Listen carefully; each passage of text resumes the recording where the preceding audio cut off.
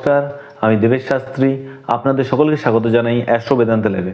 আজকের আলোচ্য বিষয় মকর রাশি। মকর রাশি কালপুরুষের অঙ্গ বিভাগে দশম ভাবকে নির্দেশ করে, আর এই দশম ভাবের অধিপতি শনিদেব, যে কর্মের। আজকের মূল আলোচ্য বিষয় মকর রাশির কর্মক্ষেত্র। 19 এপ্রিলের পরে মকর রাশির জীবনে আসতে চলেছে একটা বিশাল সুযোগ কর্মের ক্ষেত্রে।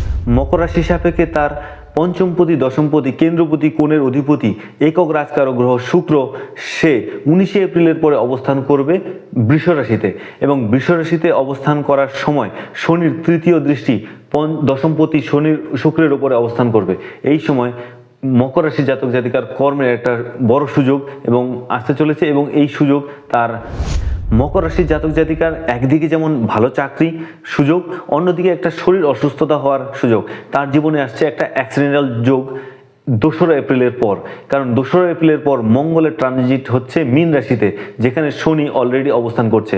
শনি এবং মঙ্গলের কম্বিনেশন এই মকর রাশির জাতক জাতিকার জীবনে তৈরি করবে একটা অ্যাক্সিডেন্টাল যোগ, এবং রাহুর দ্বিতীয় দৃষ্টি এই যোগকে আরও বেশি শক্তিশালী করে দিয়েছে। আর এই মকর রাশি সাপেক্ষে তার তৃতীয় ভাব হচ্ছে মীন রাশি, যেখানে শনি মঙ্গলের কম্বিনেশন, এবং এই তৃতীয় ভাব মানে আমাদের হাত, আমাদের শোল্ডার এবং আমাদের ফুসফুস কে নির্দেশ করে। তার মানে আমাদের এই মকর রাশি জাতক জাতিকা যদি কখনো অ্যাক্সিডেন্টালের সম্মুখীন হয়, তাহলে অবশ্যই তার এই হাতের অংশটা ক্ষতিগ্রস্ত হবে। এবং এই তৃতীয় ভাবটা মীন রাশি জলতত্ত্বের হওয়ার জন্য এখানে শনি এবং মঙ্গলের কম্বিনেশন হয় একটা জল জাতীয় জিনিসের ব্লকেজ সৃষ্টি হওয়ার সম্ভাবনা থাকবে। জল মানে কি, আমাদের ফুসফুসের যদি কোনো জলীয় জিনিস থাকে সেগুলো ব্লকেজ সৃষ্টি করবে শনি এবং মঙ্গল এবং রাহুর এই একত্র সম্মিলিত দৃষ্টি। তাই মকর রাশির জাতক জাতিকাদের অবশ্যই অ্যালার্ট করব যে আপনারা এই সময়টা আসছে 1.5 মাস খুব ভালোভাবে চলাফেরা করুন, গাড়ি ঘোড়া চালানো একটু বন্ধ করুন, কারণ আপনার হাতে চোট লাগার একটা বিরাট সম্ভাবনা রয়ে গেছে এই সময়।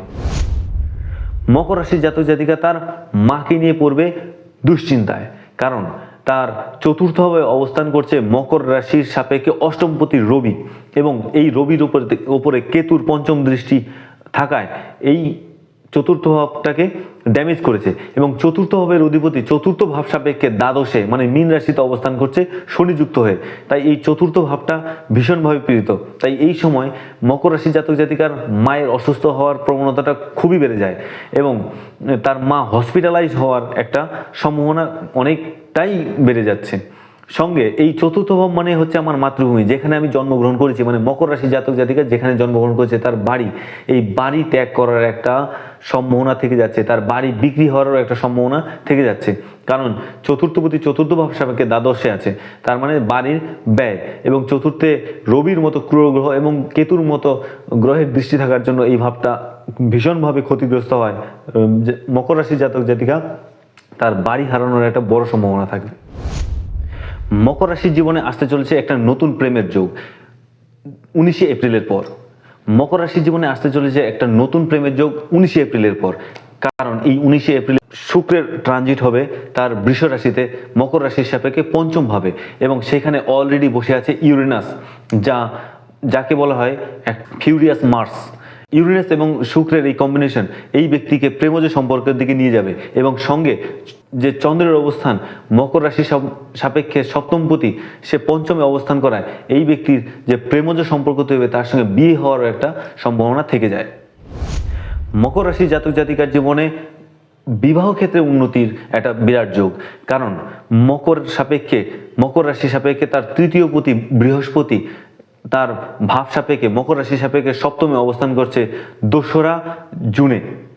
2রা জুনের পর বৃহস্পতির ট্রানজিট কর্কট রাশিতে হয়, তার এই মকর রাশি জাতক জাতিকার জীবনে বৈবাহিক একটা সম্পর্ক আসবে, কারণ কাম ভাবের অধিপতি আমরা জানি 3, 7, 11 কাম ত্রিকোণের অধিপতি, সে সপ্তমে অবস্থান করছে, এবং সপ্তমে অবস্থান করে তার সপ্তম থেকে তার নবম দৃষ্টি তৃতীয় মানে লগ্নপতির উপরে শনির উপরে থাকবে, এবং সঙ্গে শুক্রের কানেক্টিভিটির জন্য এই ব্যক্তির বৈবাহিক সম্পর্কে আবদ্ধ হতে চলেছে খুব তাড়াতাড়ি।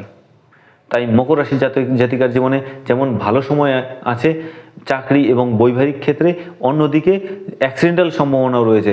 তাই মকর রাশি জাতক জাতিকা আপনাদের সকলকে আমি অ্যালার্ট করব এবং অভিনন্দন দুটোই জানাবো যে আপনারা এই সময় দেখে শুন, এই আসছে 1.5 মাস একটু দেখে শুনে চলুন আপনার অ্যাক্সিডেন্ট থেকে বাঁচার জন্য। এবং নমস্কার, আজকের আলোচনা এখানেই শেষ। পরবর্তী আলোচনার জন্য আপনারা অবশ্যই অপেক্ষা করুন এবং মকর রাশি জাতক জাতিকার জীবনে কি ঘটতে চলেছে সেটা যারা যারা মকর রাশি জাতক জাতিকা তারা অবশ্যই আমাকে কমেন্ট করে জানাবেন। নমস্কার, জয় বাবা ভোলানাথ।